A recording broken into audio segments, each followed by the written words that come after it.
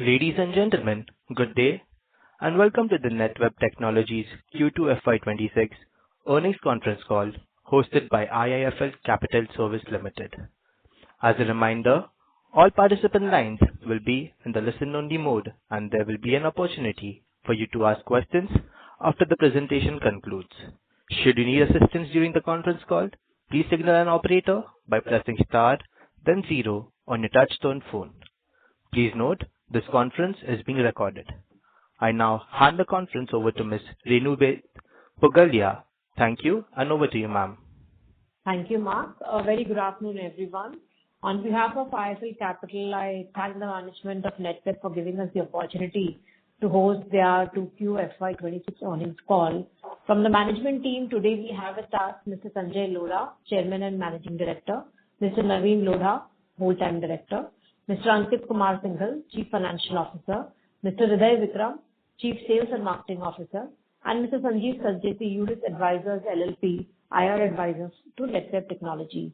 I now hand the call to Mr. Sanjay Lodha for his opening comments. Thereafter, we can start the session for Q&A. Thank you, and over to you, sir. Yeah.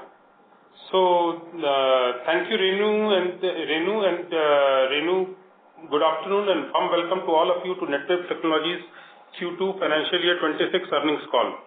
We are pleased to share the quarter has been an exceptional for the company. We secured two large strategic orders worth approximately 21,840 million to be executed by Financial Year 27, reaffirming our position as India's largest OEM in high-end computing solution space. Operating income grew by over 50% year-on-year in H1 26, while operating EBITDA increased by over 60%, delivering a healthy margin of 14.9%. PAT for the period stood at 619.1 million, up by 49.5% year-on-year with 10.2% margin, reflecting strong demand, disciplined execution, and scalability of our business model.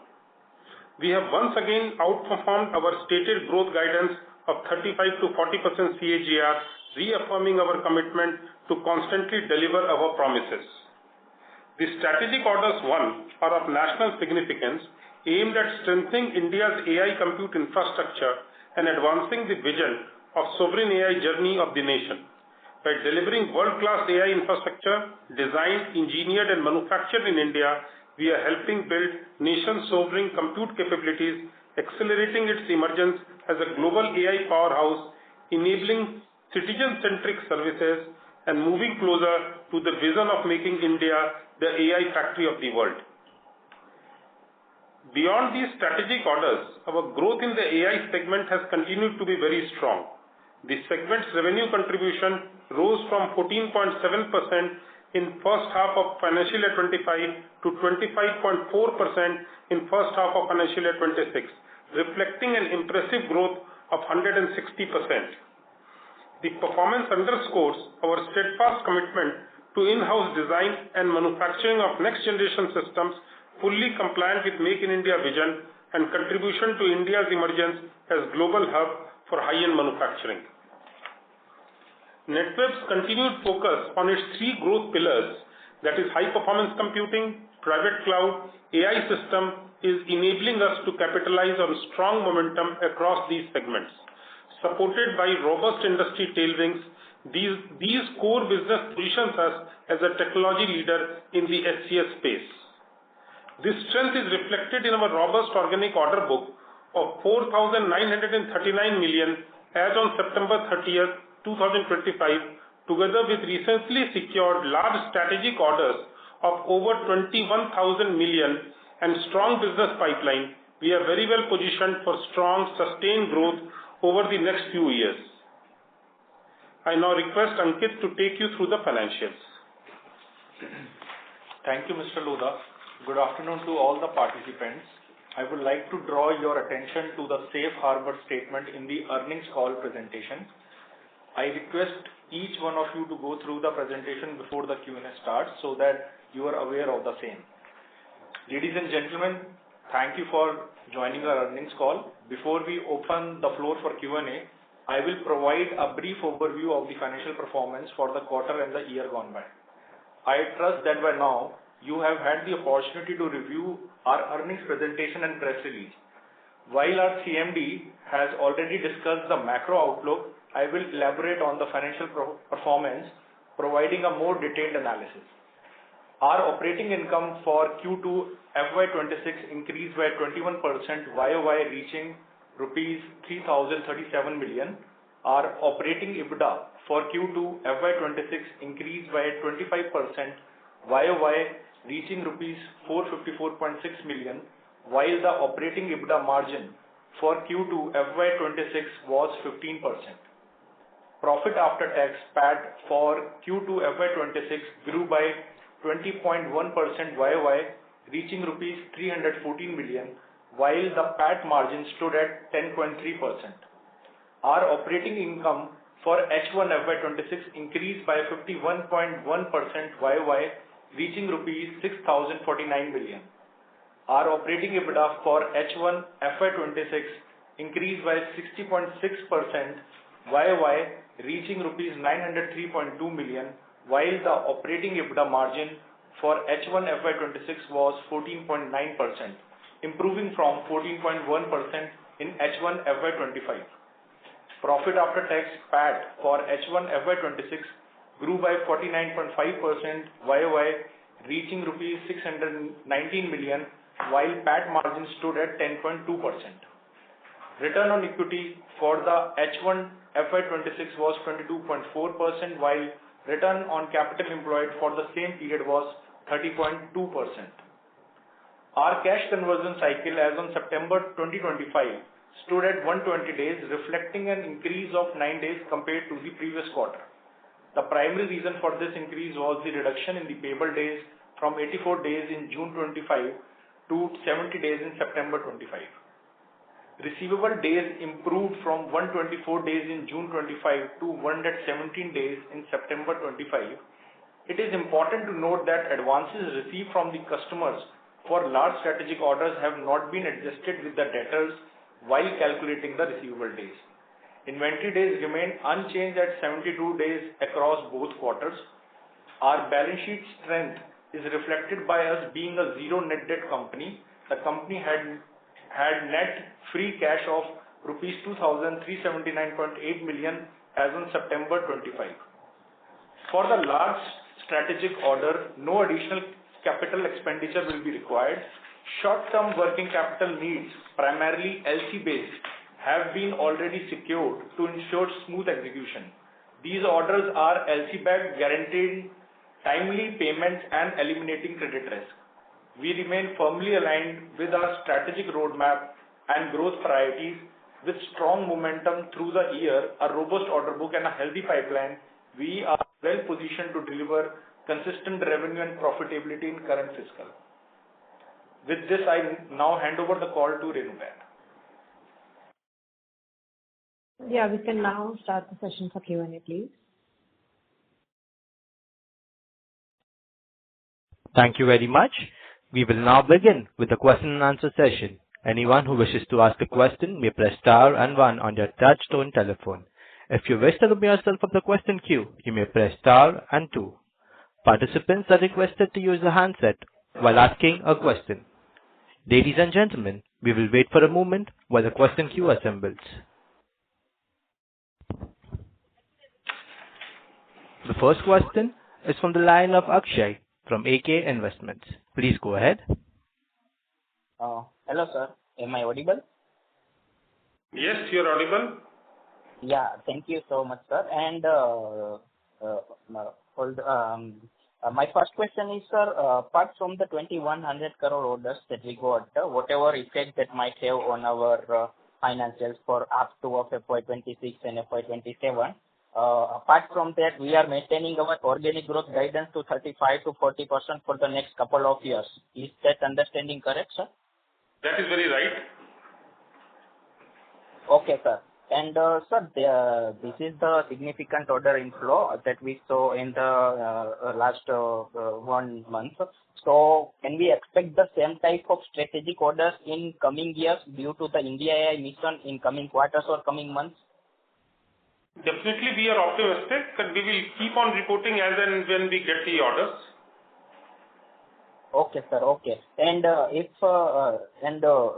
you talk about the general trend and demand scenario for the the NVIDIA GPUs and our products in India, that would be helpful if you want to add some highlight over there, sir.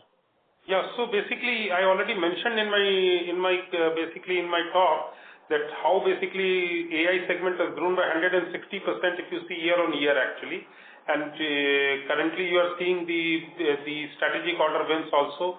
So definitely AI growth is completely going very, very strong all over the world actually, and we are very well positioned since we design and manufacture our products on the latest architecture of NVIDIA actually, and other basically on the complete GPU infrastructure in GPU-based systems. So we have the latest product, and so that's the reason we are getting traction. And definitely we see as more and more workloads are completely diverting and making use of AI. I think we have better potential there also. That it will also keep on fueling the demand.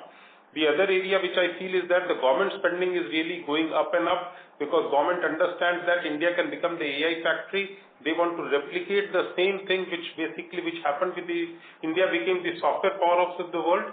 They want to make India to become the AI factory of the world. So personally, I feel for coming few years, definitely AI is the segment which will be growing. But having said that, the other two segments which basically our business is not completely dependent on AI. Please keep that in mind. The other two segments are very strong. Still more than 70% business still comes out with the other two segments, that is HPC and the private cloud, and both the segments are growing. If you have been observing our results for past few years, past few quarters and years actually, you will see that it has been constantly growing, and it has, though we are a company growing at a 35% CAGR, but still basically both the segments are constantly around 35 to each, approximately 35% each, actually making it to be 70% of the total revenue. So we personally feel that our two other segments will be growing and AI will grow in a better way. Okay, sir. Okay. And small follow-up on that would be that today Indian government, Narendra Modi ji has inaugurated RDI fund, 1 lakh crore of RDI fund for research and innovation. And in that they are focusing mainly on AI, electronic semiconductor. So this will also affect positively to our companies as well as general AI trend or compute capacity in India as well, right? All the government is really instrumental on that, because basically AI is the biggest employment generator, is the government feels so, and definitely they want to basically create more employment. So AI, definitely government is focusing on AI. Okay, sir. Thank you so much, and all the best for the future quarters. Thank you. Thank you. The next question is on the line of CA Garvit Goyal from Invest Analytics Advisor LLP. Please go ahead. Hi, am I audible? Yes. Good afternoon, sir, and congrats for a good quarter. So my question is on the order book side. Apart from this strategic order, our organic order book has grown significantly as compared to the previous quarter. So can you put some color on that? Like, is it any specific deal that we signed in this organic order book as well? Because there is a big jump as compared to the previous quarter.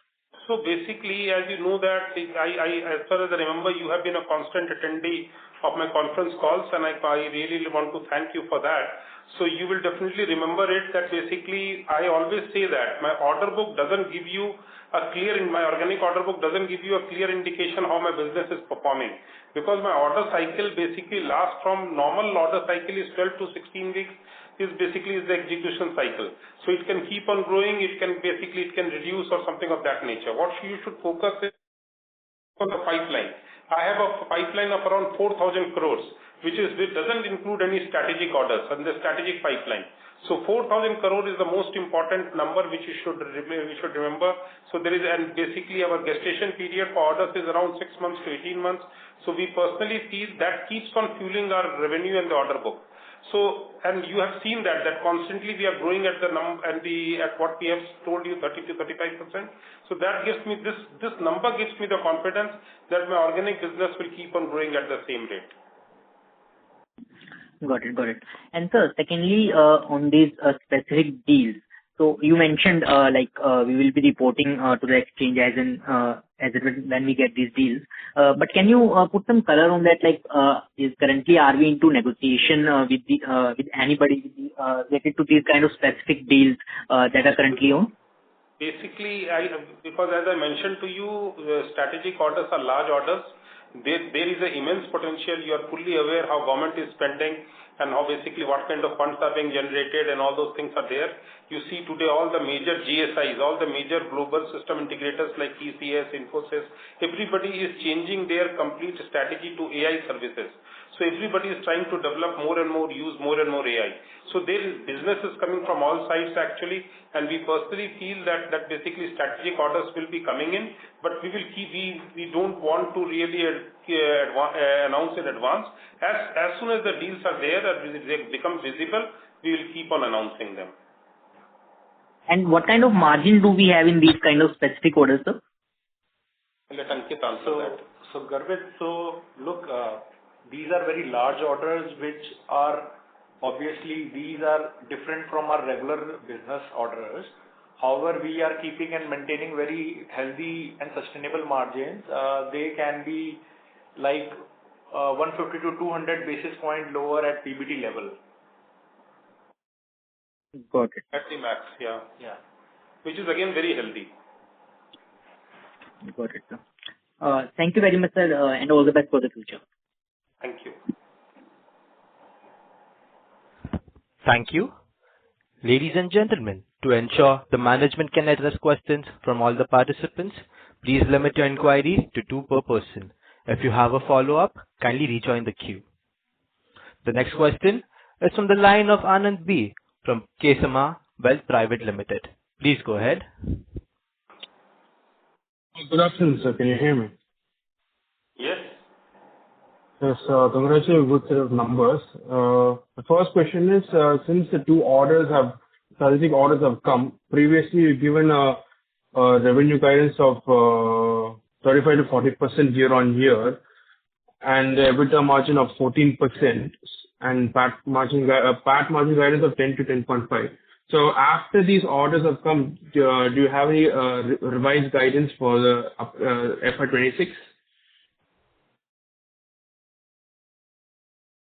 So there is no revision in the guidance. We are maintaining 35 to 40% growth for the regular business, and strategic orders are being informed separately. And for the EBITDA, the guidance remains same, 13 to 14%, as we will be transitioning to large scalable orders. Okay, but the realization of these orders will come by FY27? Yeah, they will be executed by FY27, correct. Okay. Some portion, around 1/3 of these orders we expect to be executed in FY26, because the total order is somewhere around 2,100 crores approximately. So our expectation is 2,100 out of 2,100 crores, 1/3 should get executed this financial year, and balance should get executed in the next financial year. But please keep in mind that basically, since these are all based on the latest technology, and basically so delivery and other challenges, supply challenges can make things move from a month or two up and down. Okay. And thank you for that. The last question I have is, in the presentation, you not mentioned the breakup for in terms of industry vertical, that is higher education, IT, ITS, space and defense. Can you just provide for that for this quarter? Yeah, that will remain. That has been remaining almost all same, but basically quarter-on-quarter basis, you cannot really judge it, because basically we don't monitor it quarter-on-quarter basis. Basically, that's primarily on year-on-year basis. If you see, it will remain almost on the similar lines. Okay. Because in the previous quarter presentation, you have mentioned the breakup. I just want to know if I will take that. So I'll tell you the reason why we were giving this particular sheet earlier is because of the requirement of the ICDR regulation. This is not something which is very critical for tracking. It's more important to track segment-wise revenue, which we are giving, and hence we are not going to report this quarter-on-quarter, because this is not something which we really feel is relevant, and we don't want to unnecessarily give irrelevant data Yes, on an annual basis, we are happy to discuss this. Okay. Okay. Thank you. Thank you.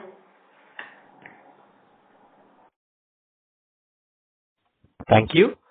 The next question is from the line of Prateek Singh from DAM Capital.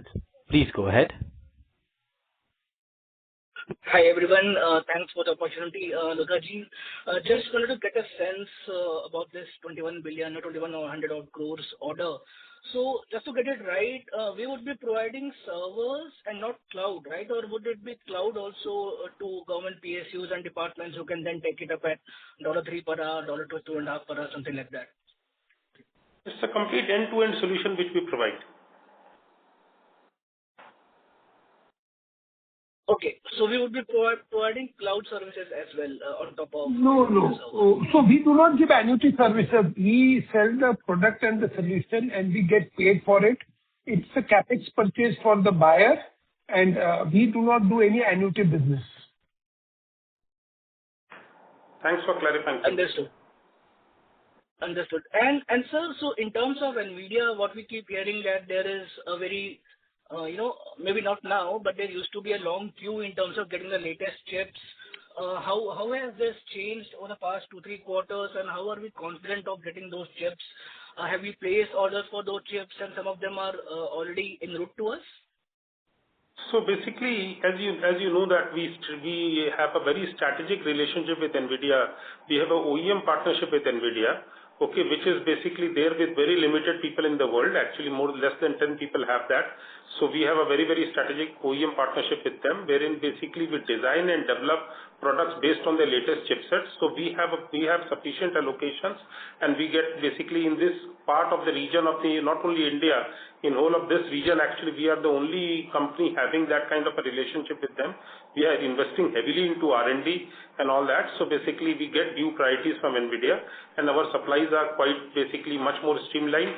Even the days when GPUs were under acute shortage, even those days also our supply lines were very much intact, which basically if you see past results, you will see that. So we are very confident that we'll be securing and we'll be getting the chips and everything, not only from NVIDIA, from others also on time. But definitely you are aware that how basically the compute demand is growing all over the world. Basically everybody is trying to build compute capacity, because basically the AI demand is soaring and is definitely requiring more and more compute. Definitely we see a good opportunity there, and we are forecasting accordingly. Thanks for this, sir. I'll join back. Thank you. Thank you. The next question is from the line of Vianney Menon from Monarch Capital. Please go ahead. Hi, sir. Thank you. My name is Vianney. So, yes, a few questions. Congratulations first on the AI mission deal, sir.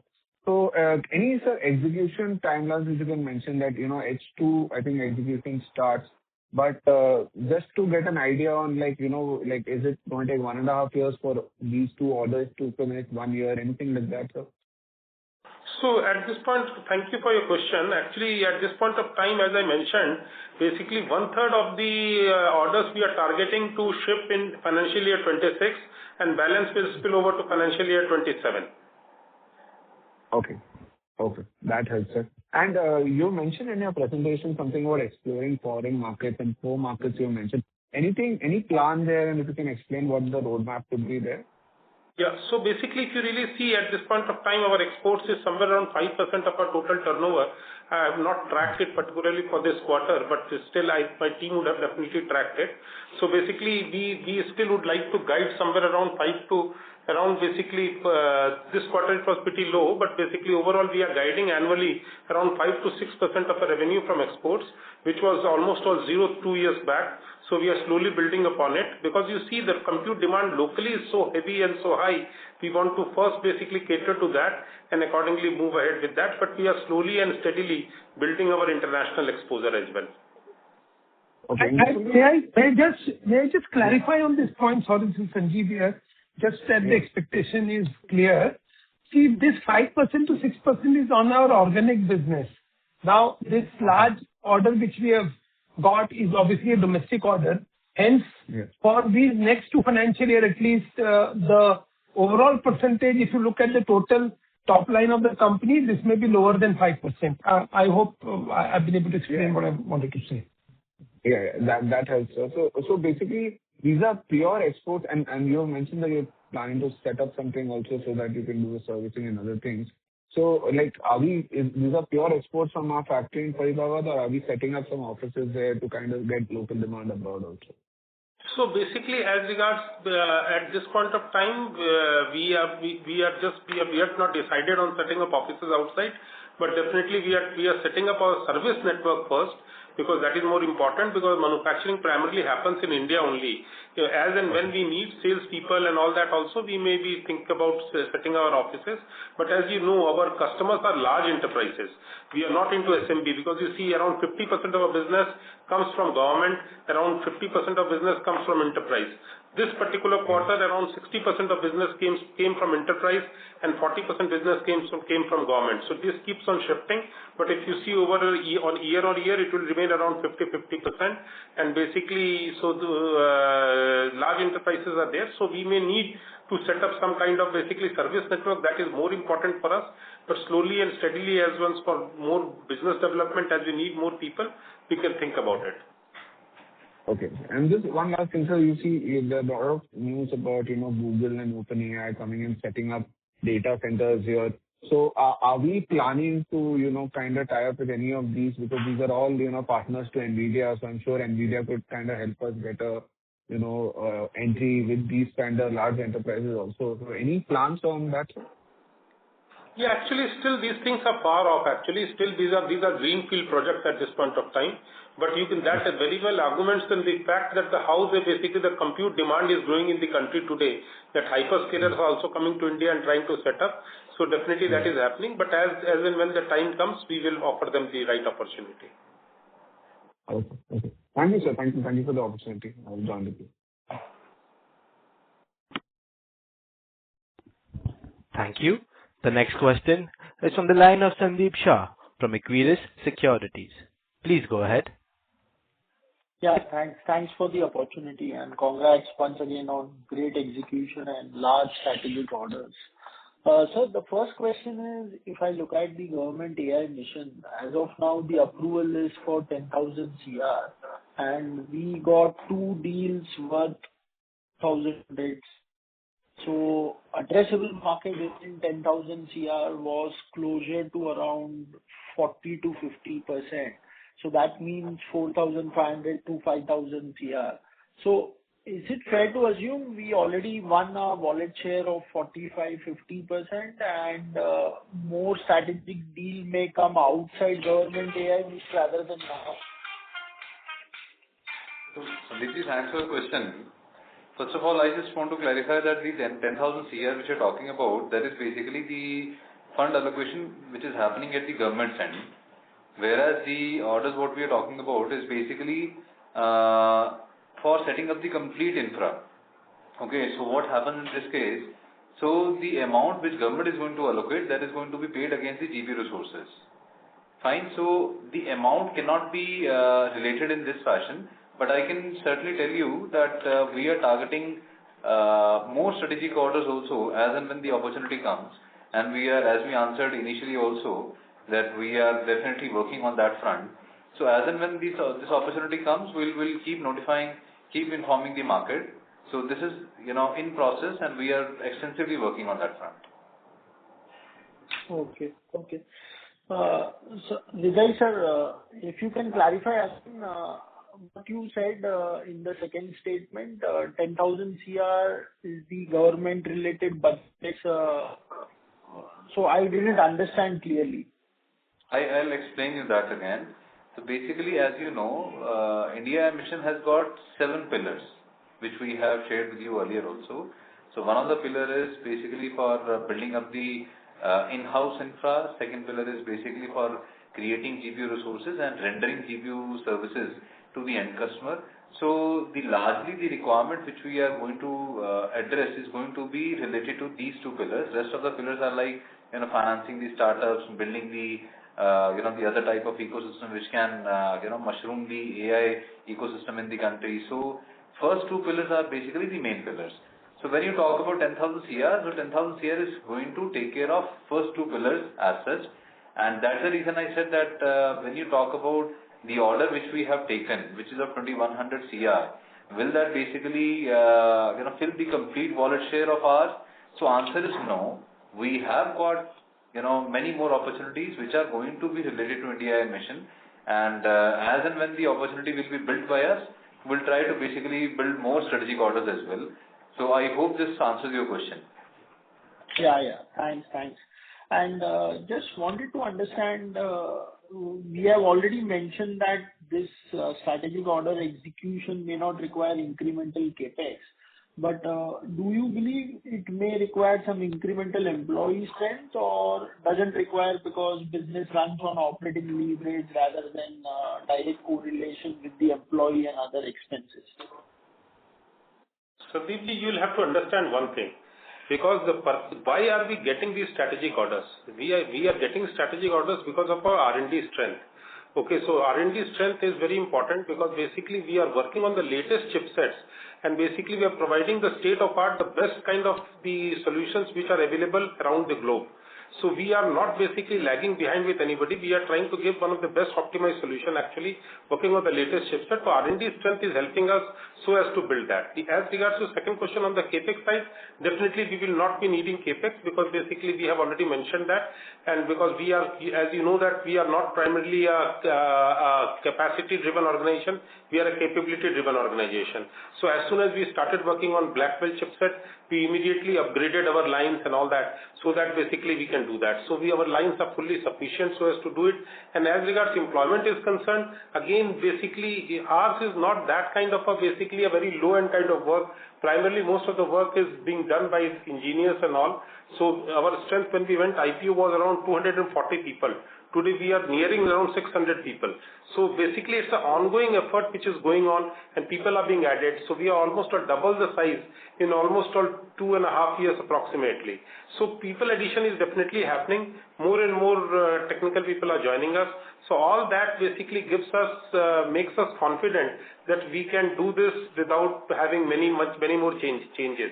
Other thing which I would like to point out as regards some manufacturing capabilities also, we have developed a new plant, as I mentioned to you. The new areas and new integration units are being added almost all basically every time. So basically we have those kind of abilities, so hence we don't need any kind of capex. Yeah, thanks. This is helpful.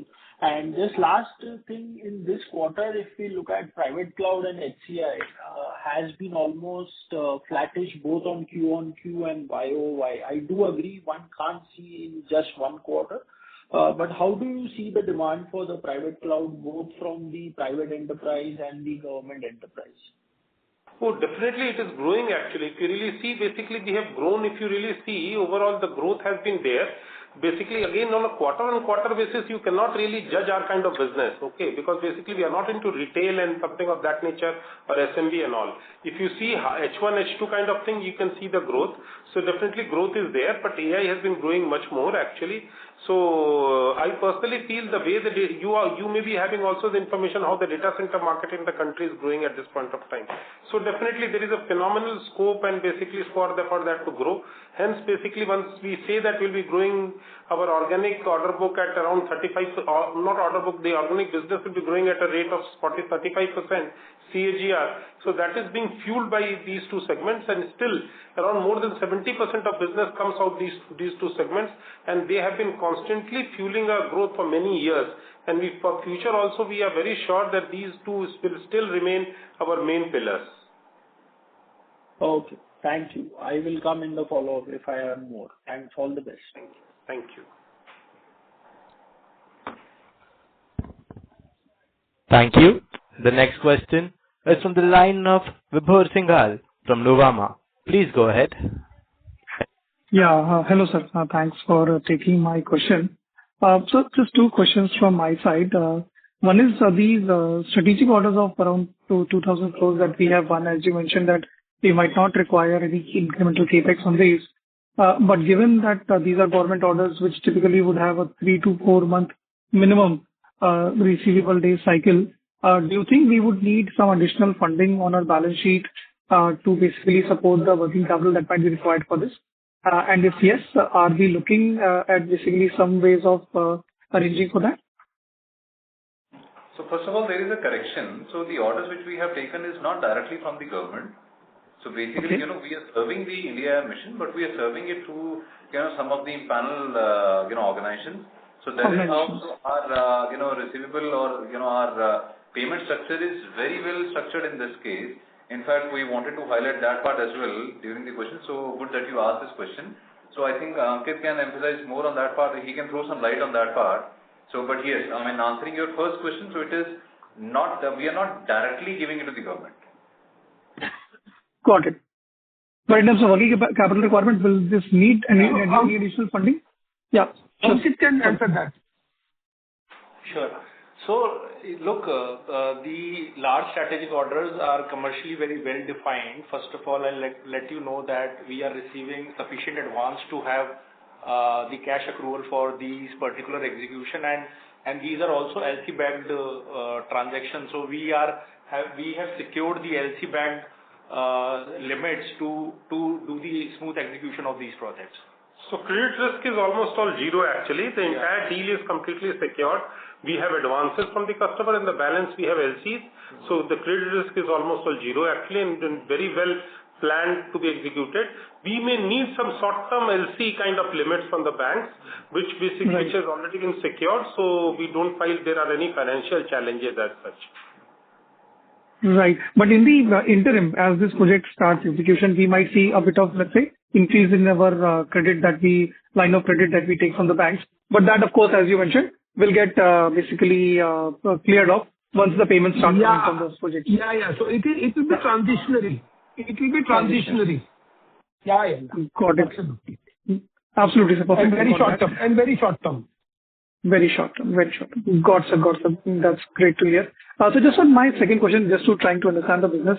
This year, if I look at the overall top line growth, it was around 20% on a Y&Y basis.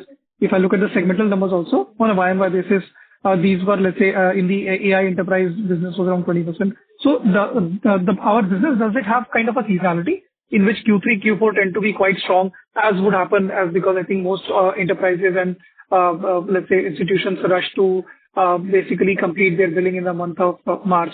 Is that the case in our business that Q1, Q2 H1 tends to be a bit lower and H2 tends to be much higher? If you see historical data, it will prove that basically our H1 is H2 is always much better than our H1. But having said that, I like to tell you, even we had a very strong H1 this year. We grew by around 50% because basically problem is that you'll have to understand that you cannot do a comparison of our business basically on a quarter basis. We are not into retail and something of that FMCG or something of that nature. So that's why I'm comparing on Y&Y basis. Dependent on some basically lot of large and high-end compute we sell, and the customers are all enterprise customers or high-end government customers. So definitely, if you see H1, H2 data for last few years, you'll definitely see that our H2 is always much more stronger than H1, and even though the H1 was very strong this time. Right. So you mean to say that despite the fact that we have 50% growth in H1? I will like to let me explain this. You will appreciate that a quarter bifurcation is bifurcated by one thin line of the last day of the month, right? 30th June, if you're billing something, it comes into the Q1, and if that billing spills over to 1st of July, then it will come to Q2. So this Q1, Q2 for our kind of business is very, very difficult for you to track. Q1 we grew at 100%. Now if somebody is expecting that we're going to go Q2, Q3, Q4 at 100%, we are not even guiding that. So so you need to look at it at a YTD basis. Otherwise, and you've answered this question umpteen times. And we will answer the same thing, that please look at it at a YTD basis. Please look at our guidance where we have always guided 35 to 40% on an annual basis, and we have performed better than that. And this movement from Q1 to Q2, it could be different the next time. It's just that one day, it matters. And our orders are so large that we cannot not build something which requires to be built on the last day of the month and move it to the next day to smoothen this quarter on quarter. We can't do that. No, obviously, sir. I think nobody would want you to do that any which way. I think the business looks in good shape without that as well. Perfect, sir. So got that idea very well. Just one last kind of a bookkeeping, but just one last bookkeeping question from my side. I mean, a very trivial one. So this entire strategic order that we have got, we would be booking the revenue whenever it starts accruing in the AI enterprise segment, or would we be carving out a separate segment for these orders? This will be basically, most of it will get booked into the AI segment actually. AI segment only. Yeah. Got it, sir. Great, sir. Thank you so much for taking my questions. It will always be reported separately. Our basically Separately. organic and strategic will be reported separately. Separately. Got it. Great, sir. Thank you so much for taking my questions and wish you all the best. Thank you. Thank you. The next question is from the line of Mr. Srinivasu K from TIA. Please go ahead. Hi, sir. Thanks for the opportunity. My first question is about there is a huge competition across computer vendors across the world like NVIDIA, AMD, and Intel. And there is a high chance that GPU prices will be falling down. So what is your pricing playbook to handle this? Do you pass through most of this pricing decline or retain the same spread to protect your 14 to 15% EBITDA margins? So basically, we are not box pushers actually. If you see our trajectory very clearly, you will see that basically we build our systems, we have our own software stack, and basically it's not primarily a system sale or a box sale. So basically, we are not impacted by such kind of things, but basically we are already, if you see our technology providers as NVIDIA, Intel and AMD, all the three are there. So basically, whatever technology comes from whichever vendor and whichever gains traction, we are equally equipped to handle it. But as regards your question on the practically on the margin side of it, the margin is for our basically the kind of efficient systems which we build. We try to create a differentiator for us, the kind of unique situation which we want to do, and plus the software stack we have, the services stack which we have. So that definitely helps us to retain our margin constantly, because if you see around 10% PAT we have been maintaining continuously, and the competition is normally all on lower single digit kind of margin. So that differentiates us from them. But coming back, still my temptation to answer you will be there that still NVIDIA has been the market leader by several times actually. This service as regards the GPUs are concerned, over with NVIDIA, over with AMD and Intel, and though definitely both the other companies are also promising and they are also trying their level best, but with this point of time, the market situation for at least some more time, it feels like that GPU will be dominated by NVIDIA.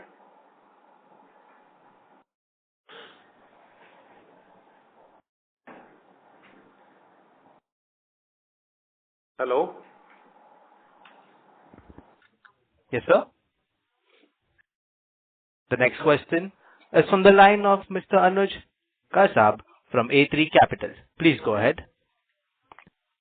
Hello, I'm audible. Yes. Yes, sir. You're audible. First of all, congratulations, Mr. Lodha, for the superb set of numbers. Just as a leader, sir, I just want to know from your side, can you paint a 3 to 5 years picture for us, for as a company, as a stakeholder in your company? Thank you. Thanks for your question actually. So basically, if you really see the funnel, if you really see how the business is growing, that can be seen from the funnel. So basically, the funnel is somewhere around, we are sitting at a funnel of around 4,000 crore plus funnel actually. And as I've been mentioning, the conversion ratio is around 60%. And that basically, that keeps on adding every day. And the normal time for conversion is between basically 6 months to 18 months for us. So basically that gives me the confidence that I will keep my growth at least 30 to 35% for at least for 3 years to come. So that exactly would be my guidance actually as regards the organic situation is concerned. Definitely on the strategic side, I would not like to guide because that's something basically as it comes we report. And sir, add on to this, sir. Sir, as you mentioned that the funnel right now is 4,000 crore plus. And sir, how sustainable that funnel itself is growing like 6% to 8%. What is your assumption in regard to? Yeah. So basically, again, the funnel doesn't include any of the strategic actually. The strategic funnel is not included in the funnel. It is basically our organic funnel which is there. So basically it keeps on, because since the order sizes and the technology refresh and all those things keep on coming, at times it grows by 15%, at times it grows by 6%. So but basically constantly I am very sure that that will keep me, at times I have seen it growing even by 30%, because basically if there is a large order in the pipeline, immediately keeps on growing. So that gives me the confidence that it will keep my growth momentum on. I may be wrong, sir. Like you said, the funnel itself is there. We cannot, you're absolutely right. So we cannot estimate how the funnel will grow. Like data is the new oil. It's like Netweb is like the refinery parts for the oil refinery. Am I right, sir? Like if we have to build a case basis for that. I didn't get you. Please come again, sir. So sir, I guess I was making a hypothesis, like in the oil boom when oil was growing, data is the new oil. Data is growing by leaps and bounds. Yeah. So same way, like from like in 1970s to if you compare, so we also will be same position only right now. Yeah. So basically, I'll tell you, if you have to see the business in a different way actually. The three segments which generates 90% of my business. You see the supercomputing we are doing for 20 plus years. If you see, none of the business we have started just yesterday. So supercomputing we are doing for 20 plus years, and it has been constantly growing for us. And you see how the supercomputing adoption has increased. Basically various domains, various areas, all kind of automobiles, research and development, even consumer companies for R&D, they are also using it. So supercomputing is growing. Data center boom, I don't need to even explain on this call how India is currently experiencing the data center boom. So private cloud and SCI will keep on growing for that. You can very well understand, gone are the days of bare metal kind of thing. So basically everything will be done everything. As the data center grows, the private cloud market will grow. And AI again is a growth momentum. So all the three areas which we are there, they are all growing actually. And we don't want to basically primarily overcommit or something of that nature. But still I personally feel that the growth momentum, giving the tailwinds and all that, it definitely gives me very confident that I'll keep on growing at 30 to 35%. And sir, last one, sir, if I may push in. Sir, as in board, do we have discussed or do we even have this on table, like as a company, if we want to enter into data centers or like some other lever we want to attach to our company? That's just as a discussion. No, sir. Basically, we have discussed it phenomenally, but personally, our business model is different. We don't want to get into setting up data centers or providing cloud services directly, because basically all our customers try to do it. So our forte is primarily R&D. We try to do R&D completely on hardware, designing our hardware completely in India and manufacturing it completely. Then basically the software ecosystem, software stack. So basically we have almost all zero or very negligible dependency on third party. Most of products are designed and manufactured by us. So the focus is more on that. But at this point of time, we don't have any plans to set up data centers or getting into cloud services. Okay, sir. Thank you, sir. Sir, just one question, sir. Sir, as a company leader, to whom in Indian market, to whom you see yourself as which company do you see your competition with? Just as a... That is a very difficult question for us. At points, basically, we have a very unique solution actually, and unique product. And I personally, in the Indian market, I wanted to get out of your house's mouth is like, you are the one in the industry, right? Then I will not like to say that. Basically, some few companies getting together, because primarily ours is a hardware software kind of combination. Hardware and software companies can come together and try to build and to give a solution. I don't say that I have a monopolistic situation or something of that nature. But definitely we have an advantage. The way we have designed and we have kept our focus. Please understand that we never got into volume manufacturing.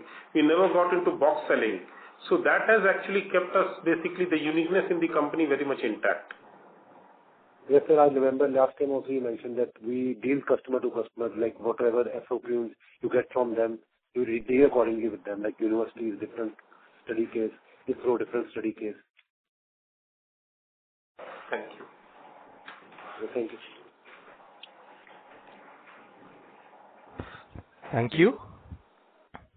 Ladies and gentlemen, request you to please limit your questions to two per participant. The next question is from the line of Bharat Gulati from Dalal and Brocha. Please go ahead. Hi, sir. Sir, I wanted to understand a little deeper on your private cloud segment. So that's almost contributed 34% this quarter, but our margins are still at around 15%. Now, what I understand is that private cloud is a high margin business. So what kind of offerings do we exactly provide in our private cloud business? So first of all, what you might be comparing us with, that we provide the complete private cloud stack, but we don't render cloud services. That is one. Second is that the stack you want to understand, what does it comprise of? So first of all, it is comprising of the complete hardware, the middleware, and the cloud stack, and which we integrate with the end customer utilities. That is how we build the complete private cloud. So we have got two solutions available. One is called Skylus, and second is Skylus.ai, which is also related to AI, but we are also using as part of our private cloud solutions as well. So that is how we offer our solution. And how do we compete is that the traditional way of doing private cloud design. So we basically do not need any commercial virtualization software in order to deliver this solution. So that is how we basically provide a unified stack comparing with as compared to the other options which are available in the market, wherein you have to have the hardware separately purchased, network separately purchased, have to have the virtualization commercial software available. So that all is not needed in our case. So, sir, it would be right to understand that we don't provide any software as such when we talk about private cloud. It's more the infrastructure that we are setting up on-prem for our customers. Would that be the right understanding? No. First of all, as I explain you three layers: hardware, middleware, and the cloud stack. So cloud stack and middleware are basically the software only. So if we're providing them the cloud stack, then wouldn't that work out to higher margins in our case? We are not selling the cloud. Please understand that we are not selling the cloud stack separately, because normally, basically, if I sell only the cloud stack, then the cloud stack can have higher margins. But we are selling the complete solution, and we see selling the complete solution, hardware and software all together, definitely the kind of margins we are commanding are very comfortable margins, and particularly all this is being sold and basically to the enterprise customers.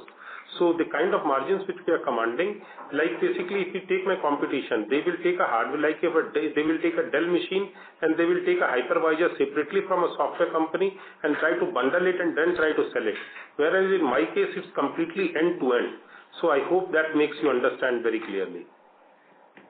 Right. Okay, sir. Sir, and would it be possible to give what verticals are our customers in for our private cloud system? I mean, not specific customer names, but what verticals and what segments do they operate in? Presentation covers all that. Oh, presentation, if you really see that has got the details. If you see that in detail, it is mentioned there, because basically our customers are ITES companies, enterprise companies, different wide variety of customers use our solutions actually.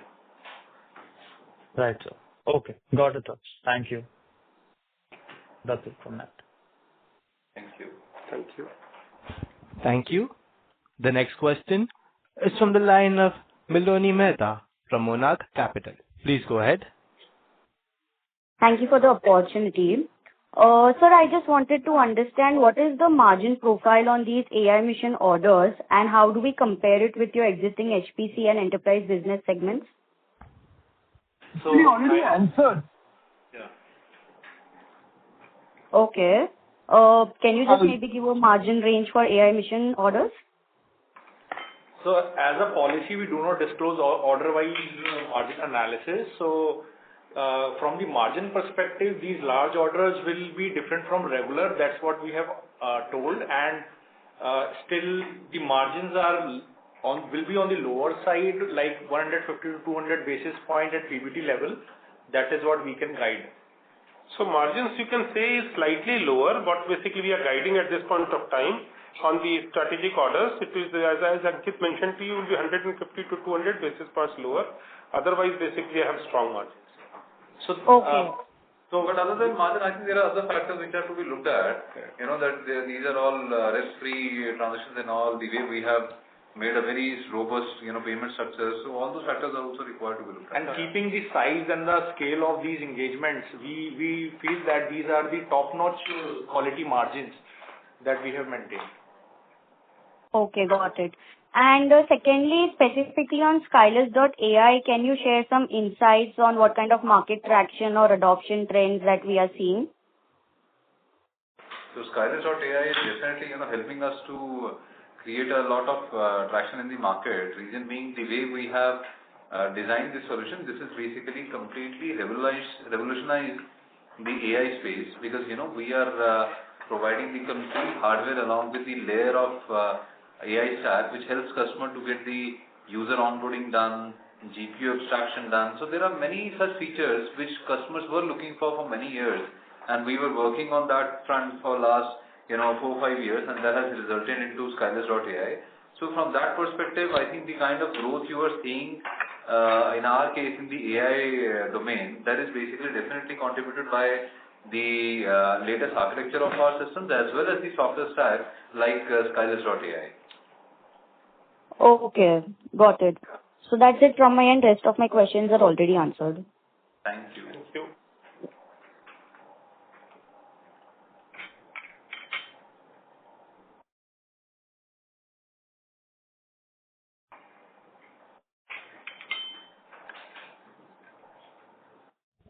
The next question is from the line of Sumit Jain from CLSA. Please go ahead. Yeah, hi. Thanks for the opportunity. So firstly, wanted to check around your R&D cost. I mean, do you disclose your R&D cost as a percentage of sales?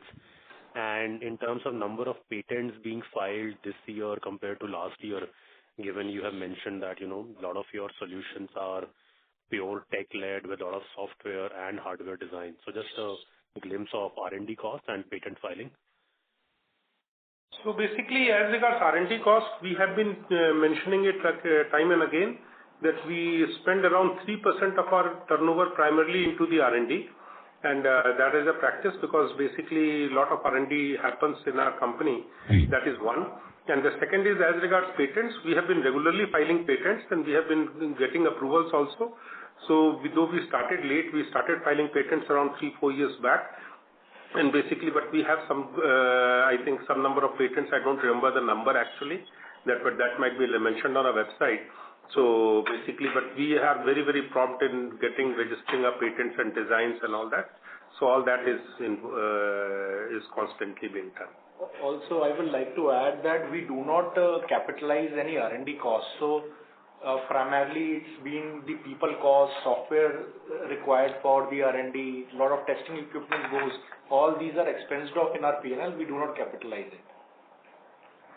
it. Got it. That's helpful. Secondly, wanted to check around your market share in, the 3-4 segments you highlight in your investor deck.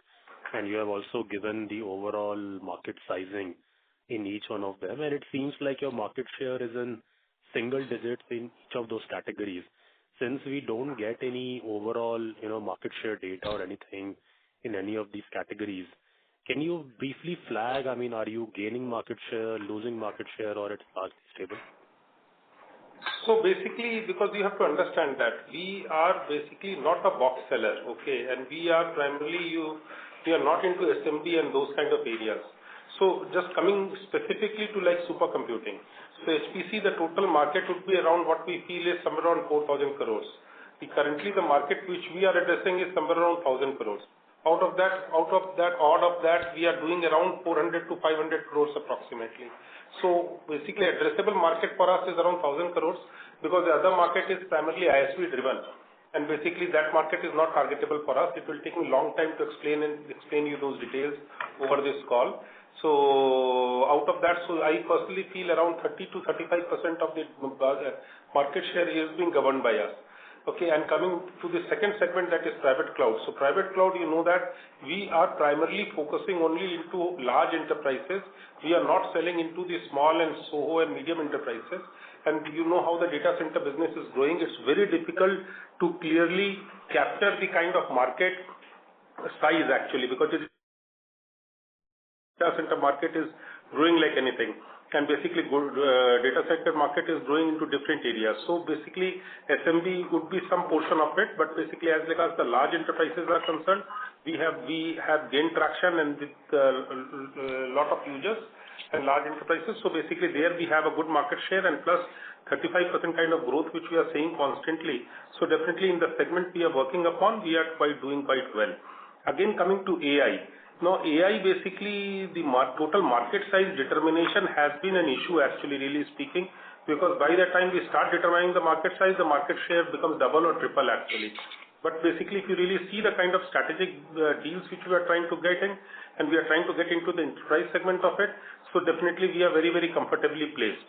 And basically our order book, our strategic wins, our R&D expense can all justify all that. So that's exactly in short I would like to answer you. No, that's very helpful. And maybe my next question is around your order book. I mean, it seems it's pretty lumpy, and obviously now you have got the Indian government order, so it's even more lumpy. But can you just flag, going forward, let's say over a 3 to 5 year period, do you expect your order book to remain lumpy, or do you expect a very high level of repeat order book? I contradict you. My order book, basically my business is not lumpy at all actually. You need to really see and observe my business for at least 3 to 4 years, and you will find that it is not lumpy at all. And I have always been telling you that my order book is not the real, will not give you the visibility of my business. Last quarter, the order book was quite low, but still the business happened. So basically what is happening is that, and why that is happening actually, because basically the order cycle is somewhere around 8 weeks to 16 weeks for me. Okay, so basically the order execution cycle is very fast. So basically you have to see the funnel actually, the 4,000 crore worth of funnel which I have, the organic funnel which we have, that gives me constant revenue and basically around 60% kind of conversion rate.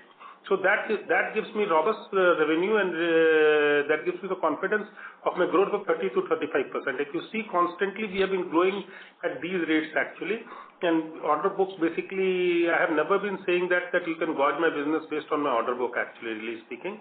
So I personally feel my business is not lumpy at all. I contradict that. In fact, I would like to also add here, very pertinent, that if my business was lumpy, then I wouldn't have a 75% plus repeat customers. So I think probably a few quarters, once you start tracking, then you will get to understand it is not lumpy. We do not chase annuity revenue. We do not chase repeat revenue. We target refresh cycles, and hence when the refresh happens, the present order will always be much larger than the previous order. And what is typically this refresh cycle timeline? Like it is 2 to 4 years? How long is it? I think I'll leave it. I will answer that. Basically, if you see we work with all the major technology providers like Intel, AMD, Nvidia and all. So if their refresh cycle is somewhere around 12 to 18 months. And what we have seen with our customers is basically approximately between 3 to 5 years. So if you see, I think 70% is 3 years and some of it is 5 years. Got it. And lastly, want to check the operating leverage in your business. I mean, we have seen EBITDA margins being largely in that 14% band for now 3 to 4 years, despite the revenue growth being very strong. So any comments around operating leverage in your business? So overall, what we can guide is the operating margin, which will obviously inclusive of the leverage if is going to come. So the margins are expected to be between the range of 30 to 14%, including all the operational leverage that will be getting. Okay, fine. Thanks a lot for patiently answering all my questions, and all the best to your team. Thank you. Thank you.